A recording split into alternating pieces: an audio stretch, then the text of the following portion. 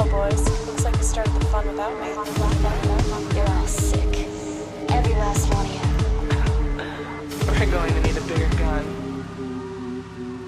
What's the matter? You scared of things that go boom, boom?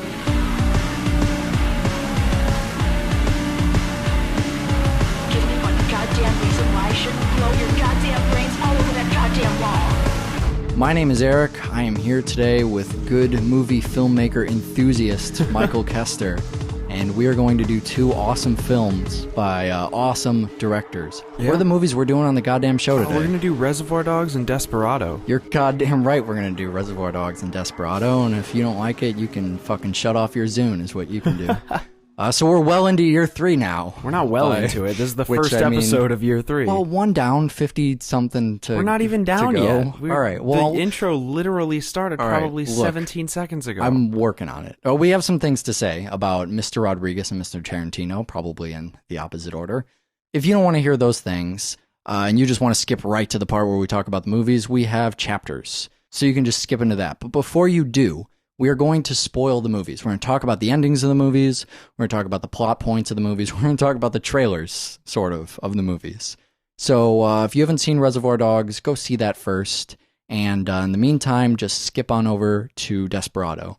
And if you haven't seen that, skip to the end of the show, and we'll see what the hell we're doing next time. Right on. This is old school Tarantino and Rodriguez. We're talking about the old... This is not the oldest Rodriguez. No. Only because I think it's only necessary to tackle one of the Mexico trilogy. Right. And if you're going to tackle one... It's got to be Desperado. Desperado's just the one you do. But when Tarantino was at the festivals showing Reservoir Dogs, that's actually when the two of them met. And were great films like From Dusk Till Dawn and Grindhouse originally began. Right. You know what else? We're probably going to spoil the end of Reservoir Dogs in Desperado. Potentially. We'll talk about that a little bit. I think these two guys are masters of icons, and if there is a theme to today's show, which there isn't, but if there was, that's probably what it would be. Yeah. The most icon-ridden films that I think we've done in a long time.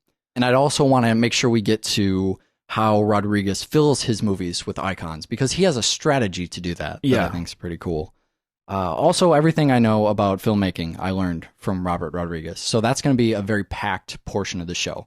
But why don't we get to the Quentin Tarantino movie first? All right, so yeah, we'll get into Tarantino first. Let's talk about Reservoir Dogs. But before we actually talk about the film, let's talk about why we're going to put Quentin Tarantino in front of Robert Rodriguez. There's a lot of preempting going on here. Well, unfortunately, a while ago, actually quite fortunately, a while ago, a film came out called Grindhouse. Uh-huh.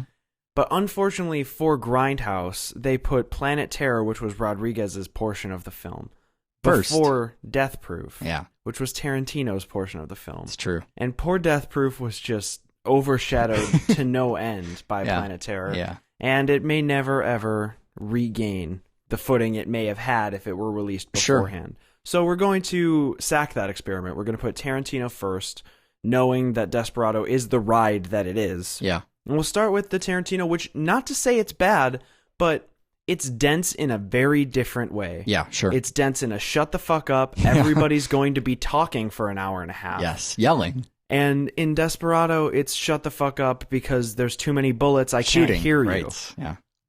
Yeah, if we're going to start at the origins of Quentin Tarantino, and man, are these the fucking origins of Quentin Tarantino, I think we need to just talk about his signature, because that is all over Reservoir Dogs. And you'll see it more in Pulp Fiction. Sure. And after Pulp Fiction, I think he goes some different directions. But, you know, it's been a while since I've seen Reservoir Dogs, and having seen all of his stuff after that over and over and over again, Right. and coming back to Reservoir Dogs, I noticed stuff from, you know, some of these signature shots that he always does. I mean, I think his camera work, to me, this probably isn't true. I'm going to say this, and it's not true at all. But I think his camera work is the thing that makes you spot Tarantino the fastest. Yeah. Other people will tell you it's vulgarity, violence, For me, it's pop culture stuff. For me, it's when people are talking, you want to listen. Yeah. Tarantino films are some of the only films where conversations actually quiet me down. Yeah, right. A lot of times films will have conversation and I'm along for the ride because the film is doing its own thing, but honestly, I don't feel like the dialogue is natural. I don't feel like it's interesting. I don't feel like the characters are really exposing any of themselves by the dialogue. all of which are the complete opposite when any Tarantino character is saying anything. Well, and some of his shots really lend themselves to that. You know, the first thing we ever get in the movie, it's almost poetic. It's Tarantino talking in his first film, giving what is such a Tarantino-esque piece of dialogue about Madonna's Like a Virgin. And you have the camera circling around the table. You know, it's the scene, the Like a Virgin scene, but also the one people remember as the tipping scene. Right. So before they talk about that, they have the pop culture thing. You know, the first fucking thing you see with Tarantino is the Madonna pop culture thing. But in that scene, you're also getting to know these characters. You're hanging out with them. I think probably the worst insult, if you were in a conversation with Quentin Tarantino and you wanted to injure him like no other, the one thing you would need to tell the man is that you don't like hanging out with his characters. Yeah. I think that above everything else he ever tries to do, probably even above creating enjoyable films, he likes to have characters that are that you want to hang out with.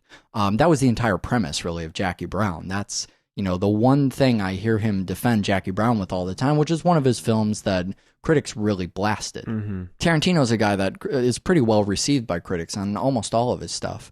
But Jackie Brown's, you know, what he says is a hangout film. In the beginning of Reservoir Dogs, you're hanging out with these characters. Even when he's doing something exploitative. Look at Death Proof. Death Proof, maybe even to a fault, is all characters. It's something that's a callback to roadsploitation. It's kind of in your mind, those movies are all about cars. But what are you doing in Death Proof? You're hanging out. You're hanging out in a living room. You're hanging out in a diner. You see the same circle scene in the diner for what seems like 25 minutes, listening to everybody talk about cars. And while the characters aren't any deeper than those you might find in a typical roadsploitation movie, you know way more about them than you even want to. Yeah, I feel like the characters in Death Proof don't really have any definition, save for one or two. I think that's a big flaw. They're of the not film. deep. They're not deep. Well, characters. it's not only that, it's that you spend so much time with characters that they're static. Nothing happens. They're kind of boring. That's not the case in Reservoir Dogs. No, not at all. It can be chalked up to the actors. We have first off, we have a very Tarantino cast. Yeah. But we also have a really great cast of actors that are filling all these roles and lending themselves in very different ways. I think of Steve Buscemi, who's Mr. Pink, and Michael Madsen, who's Mr. Blonde, are probably the two most polar opposite characters. Yeah. Mr. Blonde is loose and cool and he does not play by the books. He plays by his own rules, and he doesn't have a boss. And Mr. Pink, he gets away in the end because he follows the rules. He knows exactly what needs to be done. He does it, and he's careful. He says it over and over. I'm a professional. Yeah. With the exception of Mr. Blue, who is almost comically not an important actor, who has very few scenes in the film. And Mr. Brown as well, who's played by Tarantino, who is only well known as far as his screen time in there because it's the director, because it's Quentin Tarantino. He gets about as much screen time as Mr. Blue, maybe a little more. Everybody, I mean, we'll reserve ourselves from just listing off the cast. People can go on IMDb, but huge players. Everybody is a huge player in this movie. And the movie itself is driven by the characters. The story is told through getting background on the characters.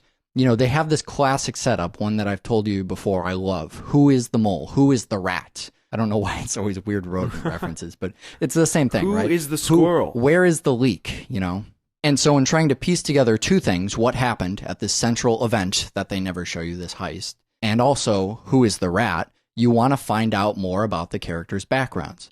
And so you start eliminating them as possible subjects one by one by learning about the characters. Right. What are their motivations and who stands to profit, to make it sound like a conspiracy.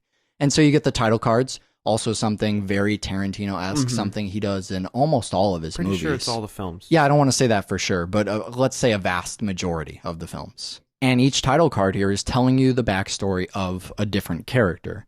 And the way it tells the backstory and the flashbacks from the heist is sort of nonlinear storytelling. I think I look at flashbacks as a different mechanism than nonlinear. You know, Pulp Fiction defines nonlinear storytelling.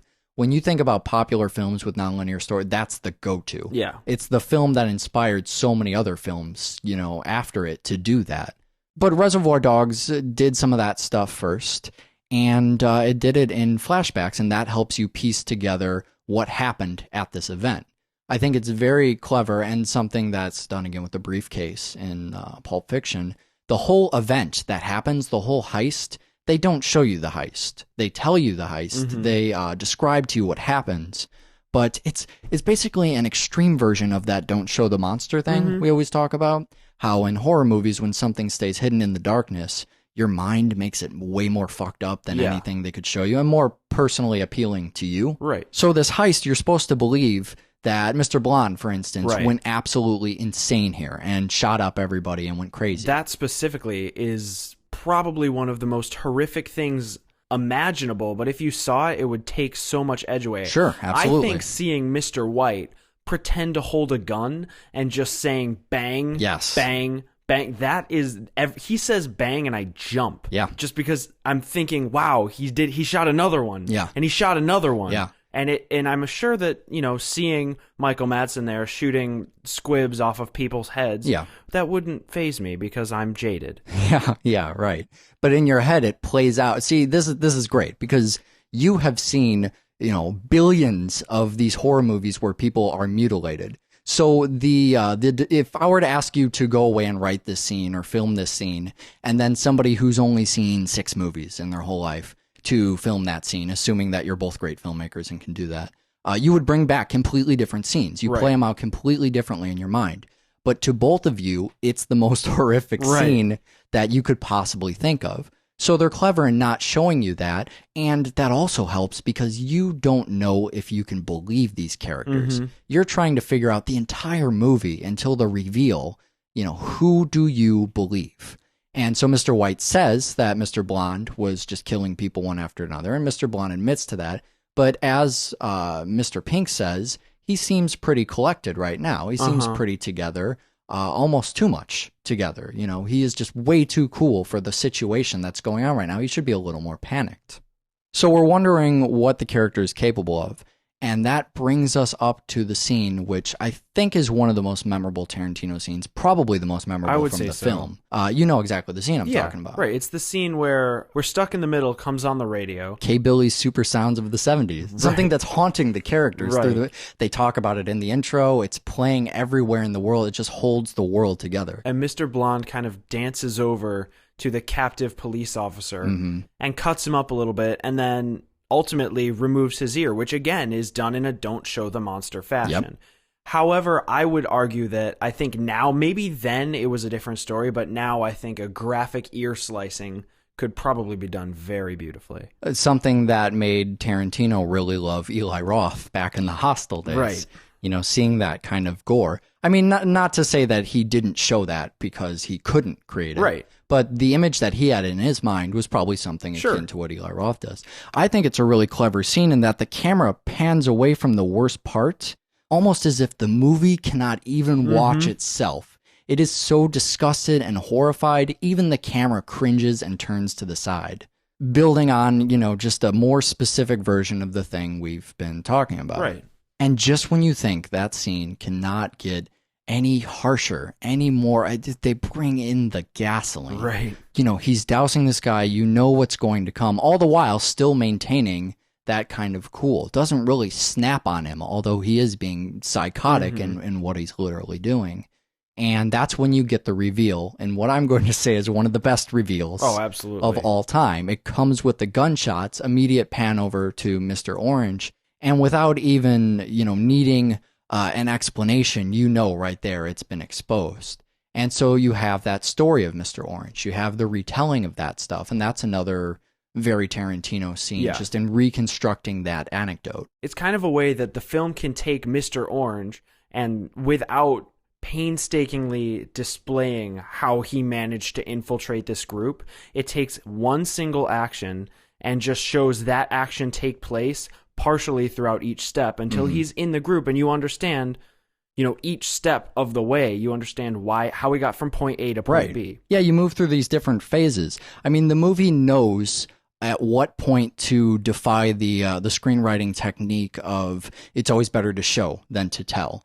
In some points, it says we're going to tell you instead of show you to the stuff like the heist. Right. But in this instance, it says, here's something where we have someone just delivering an anecdote. We have an excuse to just tell you. That's what we should do. But again, we're going to defy convention, and we're going to show you that instead. We're going to show you someone preparing an anecdote. It's just something really bizarre. You go through those phases. You go through, learning the anecdote, rehearsing it, telling it, showing it, and then even the point where you're telling another anecdote within Tim Roth's character's anecdote. And he's just so slick about it. I mean, that's what makes that really effective, is the whole point of him learning this anecdote is to show that he will be passable, that he will be believable. Right. And you show him learning it. He doesn't have the details all the way up through the point where he's kind of getting better at it, until he's completely immersed in it, so much so that the camera fucking believes him. It's right there in the story with him. You know what else I like about the ear scene and the reveal there is it's kind of a double reveal, because you have the fact that, all right, Mr. Orange is the rat, but what you didn't know, and what you probably didn't even suspect, is that the cop does know that he has been tortured, and instead of being tortured in vain, instead of there being no purpose and he just didn't have any information, he really did hold in that information the whole time he was being mutilated. Well, essentially that's because his option is to give the information, in which case he will be killed and so will Mr. Orange, or to withhold the information and at least save one life. Yeah, but often you see people either cave in a film, or you see that they were tortured for no reason. Yeah. It's actually pretty rare that you see that they were tortured to the point of pretty much death, and that they did withhold the information, that it turns out they did know. And so that gives you some hope for this cop. You really want him to survive because he has some inside information, because he knows, and because, you know what, the guy managed to hold out. He managed to do a good fucking job while he was being tortured. He should get to live, but he doesn't. Relentless movie, doesn't get to live. See, this is what happens when you start talking about Tarantino. You just stumble through the chronology so fast because there's so much to talk about. Well, and there's always so little chronology. Yeah, that's there's true. very little that the timeline happens, is pretty short. But everything that happens is so dense in Yes. mostly character and kind of nuance with how the characters are behaving. A really interesting kind of character play throughout the film is Mr. White and Mr. Orange, where Mr. White is constantly defending Mr. Orange. He feels responsible for him getting Father shot. figure for him. And it ends up getting both of them killed. Right. There's another shot you see a lot in Tarantino's work, specifically Pulp Fiction. The first shot where Mr. White is bringing Mr. Orange back in. And he's talking to Mr. Pink, and you're trying to figure out who the rat is. And they kind of go back into what looks like a bathroom, to wash up, and just they're both frantic. And you get that scene where the camera lingers in the hallway. In Pulp Fiction, that'll come up again as kind of hesitating at the door, in anticipation. In Reservoir Dogs, maybe just a little more showy too. But I think it's also almost a fear of going in there. Those two characters are on fire. They are, that's just the beginning of the conflict between Mr. White and Mr. Pink. Right. That, that heightens very quickly. Sure. You get the iconic image of them pointing the guns at each other. Steve's character on his back pointing the gun up at him, them both yelling at each other. But that's the point where it starts, and you're waiting in the hallway, looking in at these two characters, wondering if a bomb is going to explode in that room. Another one of these scenes that it would just be a great tragedy if we didn't talk about in the first movie is the trunk shot. The trunk shot. All right, so you've got these things memorized, right? So in every Tarantino film, and even a Rodriguez film that Tarantino was a part of. Yeah, right, and From Dusk Till Dawn. There's this scene, and it starts in Reservoir Dogs. The first time you see it is when Mr. Blonde opens the trunk of his car, and the cop is in there. But the first thing you see is the trunk open and the camera pointing up at the three actors from the trunk of the car. This has tentatively been titled The Trunk Shot, although in the past two films of Tarantino's, the trunk aspect has been betrayed. Oh, yeah, that's true. Following Reservoir Dogs, there's the scene in Pulp Fiction. The one where Vince Vega, Travolta's character and Samuel Jackson's character, they both go in for the guns. Right. Vince Vega, by the way, so weird Tarantino trivia here. Here's a guy who has 5 or 6 irons in the fire all the time. And one of the movies he talked about for quite a long time, during the gap before Inglourious Basterds came out, was doing a Vega Brothers movie, which is Mr. Blonde from this movie, which is Vic Vega, as they mention it's actually in another one of the scenes that uses that lingering hallway shot where Vic and Eddie are kind of fighting. Him and then Travolta's character Vince Vega from Pulp Fiction. But okay, so you get one in Kill Bill. Right. And then there was one in From Dusk Till Dawn. Yeah. Where pointing up at Quentin Tarantino, which is kind of funny. The Gecko brothers open the trunk, and where you find out that they've got that woman in the trunk of their car. Yeah. It's very similar to Reservoir Dogs. So then there's the one in Jackie Brown where they're looking in the back of Samuel L. Jackson's other car, apparently. He's got many cars with many trunks. Sure. And then Kill Bill is probably that's my favorite. That is the most iconic for me, I think. That's the end of part 1, right? Mm-hmm. Yeah, with the motorcycle helmet, the ridiculous motorcycle helmet. Again, there's just someone in the trunk. There's always somebody in the trunk. Yep. But then we have the first betrayal with Death Proof. Yeah. Where they're actually looking under the hood of I think that's really cool. Vehicle. I like that. It's great. Yeah. And then Inglourious Bastards, I think it's one of the most... It's the final shot I wanted. Scene it's the final lift. I wouldn't spoil it because some people actually, believe it or not, haven't seen Inglourious Bastards. It's the scene where he says, "This might be my masterpiece." Right, sure. You didn't even name the character. Very swift. Very smooth of you. The only other thing that we have to say about Reservoir Dogs is that I think that Mr. White fires twice at the end, right? I mean, he does. The gun goes off twice. He shoots Eddie. Mm-hmm. There's this whole big thing about who shoots Nice Guy Eddie. It's kind of a mistake as... There was a mistake in the execution, no pun intended. Oh, you're doing one of those things I accidentally do all the time. Yeah, one of the squibs didn't go off in time or something, it went off too early, and Harvey Keitel fell and didn't shoot in the right direction. He went off when the squib went off. Like a pro. Right. But yeah, he fires twice and shoots Eddie, and that's how it's supposed to happen, and whether or not that happens in the movie is fine, and Mr. Pink does get away. He gets away in the end. That's just what happens. Which takes us into Desperado, in which Mr. Pink walks right on into the frame. I said I would spoil it, but I guess if you've never seen Reservoir Dogs, you don't even know what the fuck I'm talking about. I just thought that was funny when the movie starts. Yeah, it was hilarious. It was perfect. So not only does he walk right into the frame, but he walks into, I guess we could just call it the first scene of Desperado if we wanted to be simple. But another thing we could call it is one of the greatest cinematic pieces in history. Thank you. I was going to correct you and say that what you mean is the greatest scene of all time. Steve Buscemi doesn't even know it, but he's about to trip into one of the best scenes ever. I think this is... I use hyperbole all the time on the show. Always. Every other movie constantly is... using hyperbole. Everyone. Thank you. You're really fucking clever today. But almost every movie we watch is the greatest movie of all time. Half of the scenes in every film are the greatest scene in the film. But I really do mean this. No bullshit when I say this. I think this is one of the best openings, if not my favorite opening, at the very least, from any film I have ever seen. I could sit down and watch this anytime, day or night, any day of my life. It is awesome. This is the second in the Mexico trilogy at this point. A trilogy that's kind of sort of a trilogy. Mm-hmm. There is El Mariachi first, which people... I'm going to say that stupid thing people say, and this is the only time I really believe this. I don't know that you have to see El Mariachi. In fact, I'm almost certain that the continuity is a little rough between the two. Right. El Mariachi is an independent film Rodriguez made first, and if you care about independent filmmaking, an awesome film to see. Absolutely. An awesome film to read Rebel Without a Crew about. It covers a lot of this stuff from the Making of Mariachi. It's a book that Rodriguez wrote.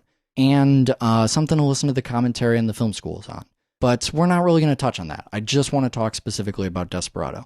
The thing we need to mention is that the mariachi in the first film, a film intended for the Spanish home video market, starred Carlos Gomez, right? Who you see as one right of hand. as the mariachi's right hand in this.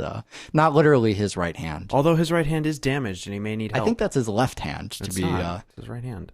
That's his left hand. Yeah, good job. Shit. Good job, guitarist. You're fired. I like that once you made guitar fingers, you could figure that out. You had to go like this in order to do it. Anyways. But now we have a big budget. Mariachi was a huge success at the festival circuit. It picked up all these different awards. Studios fought over it. Bidding war ensued over it. Rodriguez basically got his pick of which studio. Right. And then Desperado was made. So the point of Desperado was sort of to do mariachi on a bigger scale. But in casting it, you couldn't use Carlos Gomez, who I'm pretty sure doesn't even know English. Right. You get a bigger action star. You get Antonio Banderas. In fact, everything is bigger. So to get back to this first scene, you want to introduce him as the mariachi. And you do that with Steve Buscemi retelling this story as a legend, going into the bar. And two things make this scene work. Steve Buscemi tells a great fucking story. and Antonio Banderas acts out a great fucking story. He's the biggest fucking Mexican you've ever seen. And both of those things fight for what if I had to pick one of those. Which side was better? Yeah, I don't know, because every time we go back to Steve, I'd say, you know, I want to see the guns fire, but then he starts telling it, and he's so good at it, and the reactions he gets are so good. His eyes, I mean, everything about it it's perfect. But then we go back to Antonio Banderas, and I miss Steve. But of course, it's just fucking awesome. It's just paced so well. Here's what I like about this scene. You have the face in the shadow, you know, coming in. The great way to introduce this character as legend, as a huge fucking Mexican. Once you get the actions going, I mean, guys they're literally flying. They're on giant wire rigs leaping into the air. It's so theatrical. It's so legendary. You get the sound of the spurs. It sounds like the mariachi is walking with a load of change in his pocket. But the thing that makes this work for me, and I think this might be the disconnect where some people don't get Rodriguez stuff and some do. I have a theory that it's musicians that get the Rodriguez stuff. Because I think, tell me what you think about this. We never really talked about this. I think the rhythm of his action is almost to a beat. You can almost nod your head to how things happen.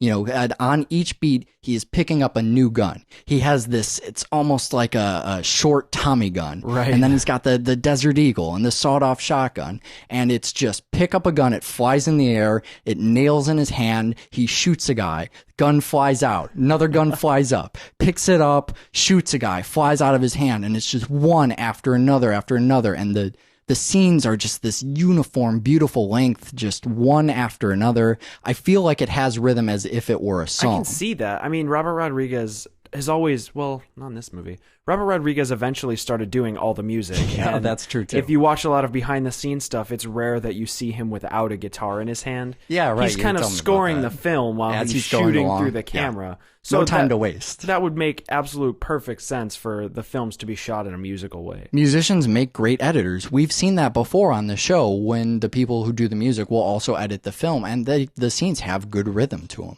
It's not even that there's a musical component to that scene. It's not that he's, doing it along with a song. Right. There's just great rhythm to how the action works. And with that rhythm comes a sort of relentlessness. You know that there's going to be another beat right after the third one. There's going to be a fourth one, and he's going to nail another guy, and it's just going to hit in perfect symmetry. It's like when you see a band live and every single member is just on that machine tempo. They are just right in sync. And I think the next scene is almost as good. You know, you have the opening with the storytelling scene, but then you do have one with music. Right. It's this sort of surreal dream sequence, which you don't know at first. It's the intro credit scene. Right, It's where he turns around and he's a mariachi. He kind of looks a little goofy. Yeah. And then Desperado is written across his chest. Right. Essentially. The title of the film, right fucking there. You realize that the film is not just the first scene, but it's the first scene and this scene packed together. It's beautiful, horrendous massacres mixed with a musician. It's a musician massacring people. He's a mariachi after all. Well, in this opening scene, so we first see Carlos Gomez. He turns around and they're playing a song in the middle of this nightclub bar. It's a very happening scene. Everybody knows all the words. Everybody's having a great time. And a bar fight breaks out. Looks like it's fucking Kato Kalin or something.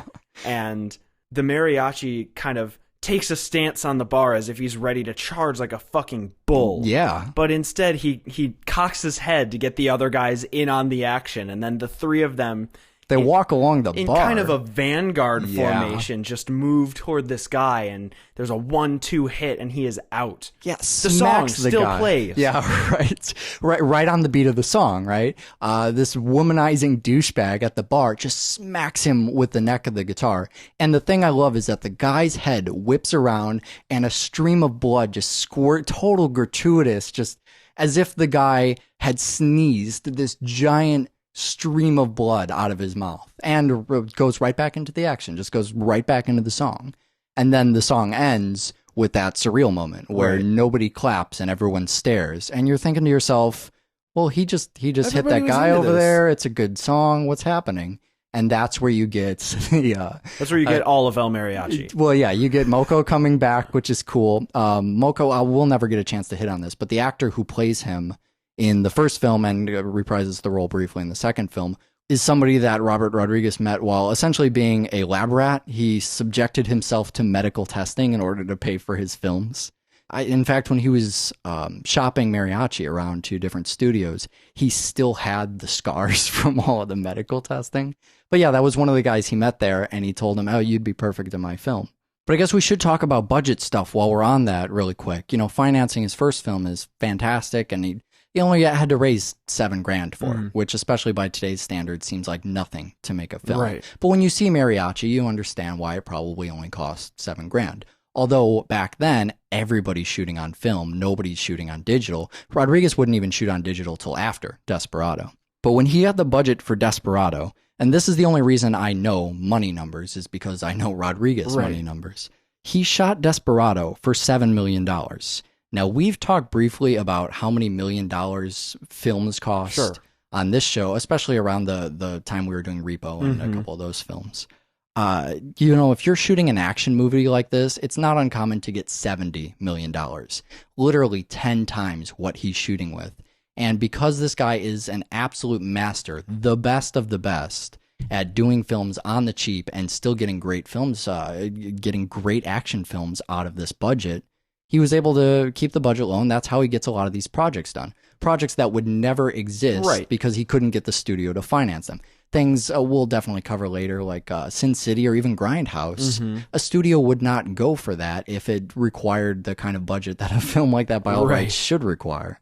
So here's how he does that, and I'm going to explain how he creates all of these iconic images at the same time that I explain how he has this low budget. It's such an ingenious technique. He used to call it the mariachi style of filmmaking because that's kind of where all that originated.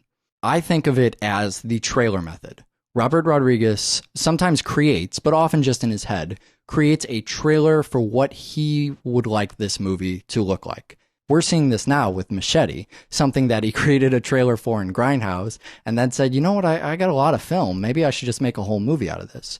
So when you see a trailer, it's often the best parts of the film. Right. So Rodriguez will create these iconic moments. What's cool? A guy with a machete in his hand, and then there's some women without their tops on, and a giant explosion. You know, these great moments, and then he will craft a film around that. That's often why his films don't have an incredibly strong narrative that makes a whole, you know, you see that in Desperado. It's a straightforward action film.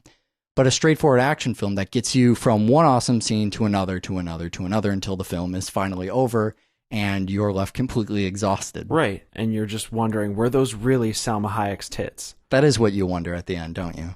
This also allows him to create a very minimalistic pre-production stage. He knows exactly what he's going to shoot, and he doesn't shoot anything more than he needs. That might not be as true these days when digital, you can shoot for an hour or 100 hours, and it costs pretty much the same thing. It costs whatever it costs to charge your batteries. But in the days of film, a ton of the cost came from, I guess it's not only, you know, the cost of the film reels themselves, but you have to keep actors around longer than you wanted. You have to pay crew for more hours. He got away doing mariachi without even feeding his crew. That's, you know, one of the ways he got the production down so much, the costs. So when he's doing Desperado, to make sure that he doesn't need to get in there and waste time, instead of doing storyboards, which you normally do for a film, where you take some blank paper and you cartoon out what you want things to look like, he would get ideas for storyboards, and then he would shoot video storyboards. So, you know, Antonio Banderas at the time, apparently his time was very cheap, and he would hang out with Robert Rodriguez. They'd go to this bar, and they would kind of act out that they'd practice, essentially, and he would get a good idea for how he wanted to frame the shots, where he would move, and that way they're not wasting a second. Right. They get in there when they have the full crew and the lights and the cameras. They get in there, they shoot everything, and they get out of there. Cheap, fast, efficient, and easy. They also use, especially in the early days, what's available. They know, okay, we can use this bar. We have this small town in Mexico where we know the people who work at the local news station. We have access to these guns, these vehicles, these trucks. And you try and when he's writing his films, which is something he can do because he writes his own films, he can write in the items that he knows he has to make the budget look like he had money to go buy a giant truck or, you know, especially in Mariachi. That's a movie that's almost composed just of things Robert Rodriguez found that he could put together in a film. And then the final thing, and this is my favorite thing, is that you do everything yourself. In any given film, what does Robert Rodriguez do? He directs photography, Of course. music, directs, writes, produces, Operates the camera. Important part. casting. Did you hit editing? Because I think that's a key also one editing. too. That's Yeah. the big one. Yeah, because editing, when you're your own editor, you know exactly how much coverage you're going to need. You know where you need to go, what kind of light you need inside your frame. A lot of these things, when you don't edit your own movie, say you controlled everything but editing, you would still have to shoot a lot more than you need because you don't know at what point they're going to make transitions. Maybe this scene's not as bright as this scene over here, so you can't cut them back to back because it would look awkward. So you control a lot of those things in your head, and you also make a movie, and this is the most artistically pleasing part, you make a movie that is exactly what you wanted. No other hands get involved to fuck things up. Exactly. At no point can, if you make a shitty movie, then it is your fault. You can't go out there and say, so many of these movies we see that have flaws, the creators come out and say, well, then it went to these people, and they're the ones who fucked it up. And there's no way to do that when you are 100% behind the film. So no conversation about Robert Rodriguez would be complete without at least a mention of the film school. We've talked about a lot of the stuff that's actually in the Desperado film school on the show. But if you haven't seen any of these, so what Robert Rodriguez does is for all of his movies, when the DVD comes out or, this is 2010. So just look it up on YouTube, right? You can find this stuff on the internet. 10-minute film school. Just Google Robert Rodriguez 10-minute film school or whatever, or maybe the titles of the movies. But on each DVD, he has a film school that he does. It's just a short presentation where he shows you something cool about filmmaking that came out of the movie. So he just shows you these little techniques here or there. I mentioned a long time ago on the show that I did a DVD for a band called The Birthday Massacre. And the only way that DVD was accomplished is using techniques from the El Mariachi Film School, stuff I learned there. So you can check that stuff out. He also does 10-minute cooking schools. Sin City Breakfast Tacos is my favorite one, but those are worth looking at too. A couple other roles we didn't really get to in this movie. Quentin Tarantino coming in as the pickup guy in an era where Tarantino really, really wanted to act. So Rodriguez wrote this part for him, and it's a great part. It's so Tarantino. It's perfect, and it fits into the storytelling and legend stuff that we mentioned earlier. Danny fucking Trejo as a giant Mexican, awesome. Salma Hayek, this was really what brought her into the United States. A lot of people, and to some extent Antonio Banderas as well, but people didn't even know what a Salma Hayek was until Desperado. And she showed up again in Once Upon a Time in Mexico, which was the so-called sequel to this film. Kind of in the Sergio Leone way, where the movies are, the Man with No Name movies are kind of, they all star the same guy. It's sort of it's an adventure in the same universe. It reuses some of the actors that died off previously in the other movies. Once Upon a Time in Mexico kind of does that as well in paying homage to the Leone stuff. The unfortunate thing, I would just love to keep doing Tarantino and Rodriguez movies all the time. The unfortunate thing is that, one, our audience would kill us. And two, there's just so many more Rodriguez movies than Tarantino there are movies. far too many. So we should definitely state right now that when we say we're Rodriguez fans, we don't mean, man, we love Desperado, and man, we love Planet Terror, and goddamn, do we love Sin City. We also love Spy Kids, Shark Boy and Lava Girl, and Shorts, which we did last year. I fucking love every single one of those stupid little fucking kids movies. Hey, do you have The Faculty on DVD? I own The Faculty on goddamn motherfucking DVD. I've even seen that made-for-TV thing he did, Road Racers, which I will have to show you at some point. Impossible to get a hold of that thing. Another one, it's a little bit different than the usual stuff, but Robert Rodriguez just produced the new Predators movie. It's based on a treatment, really I think it's a rough draft that he did 10 or 15 years ago. A long, long time ago. And he didn't direct it. He wasn't one of the final writers on it. Really, I think he just did he was a supervisor for some of the special effects. But still, you and I both saw that and had a fucking blast. It was a great film. So definitely something people should go and check out. I'd love to talk about, why he only took on that producer role, why he took on so many fewer roles. That would be a stark contrast, not just to Desperado, but a lot of the stuff he's done. But unfortunately, I think it kind of falls outside of the scope of this show. Just something people should know is also awesome. Anyways, big fans of his stuff. Love and adore everything he does. And you know that when he has a movie coming out in cinemas, it is going to be a great fucking time. That is midnight material for sure. And so there you have a Tarantino film and a Rodriguez film. Once again on double feature, as always on double feature. Back to fucking back. We also have some midnight material, but a different kind of midnight material coming up next on the show. Before we get to that, what does double feature have that other people need? We have a website, doublefeatureshow.com. We Go have to that thing. An email address, doublefeatureshow@gmail.com. We need that. We are on Facebook. We have iTunes. Do we? I don't know if you could say we have iTunes. It sounds like something a grandma says. Like, how many iTunes do you have? iTunes. Yeah, we have a thing on iTunes. We're on right? iTunes. All right, there we go. Go on there and leave us a comment. And if you don't like Rodriguez films, the best place to tell us that is in a review on iTunes. Yeah. Because otherwise I will just delete your email and we'll never know about it. Great. Fantastic. One other thing that we failed to mention on the year-end episode that we just did, two things. One, I was really in the hospital during 20 Weeks Later in Cloverfield. That wasn't just shtick that I was kind of doing there. Somebody sent us a message, or I think it was a review or something, going, oh yeah, I thought Eric was just doing that because, Cloverfield and Handycam and it was on his phone or something. No, really went to the hospital, but totally doing great now. The thing I actually wanted to mention, though, we got a donation from Gary. We got to do something different with donations. Great that people are still sending donations. Not so great. I don't have any more carnival jobs. I'm out. Gary, I don't know. We might have already given you one. That's the other thing, is I'm just not keeping track, which was a terrible idea. So we need new ideas. Doublefeatureshow@gmail.com. Send us ideas. What I kind of want to do is some kind of contest thing.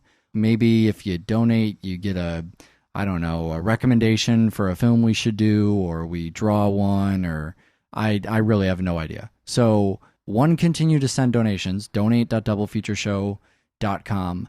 And two, let us know. We'll just retroactively make whatever we choose to do as of right now with Gary. What do you think we should do with the donations? Need a brand new idea for year 3. All right, so what's coming up on this goddamn show? Well, we haven't done enough Kubrick, so we're going to do The Shining, and then we're going to do Bright Falls. You're really showing your hand here, aren't you? All right, but you've seen The Shining, right? I have. I'm going to come right out and say that, too. I am not a big Kubrick fan. I think that's one of those films, one of those directors that gets far too overanalyzed. But a lot of great stuff in The Shining. Sure, The Shining's good. And as I said last year, Clockwork Orange, still absolutely adore the film. For sure. But now, Bright Falls. Okay, so here's the thing with this Bright Falls thing. Bright Falls is this is the first and only time, hopefully maybe it'll come out on next show, but I hope not. But this is just to get people interested, because this is both an awful statement and a wonderful one. Bright Falls is very Twin Peaks. It's very David Lynch. It's got a tiny bit of the okay part of Stephen King. The writing about a writer sort of weird stuff happens.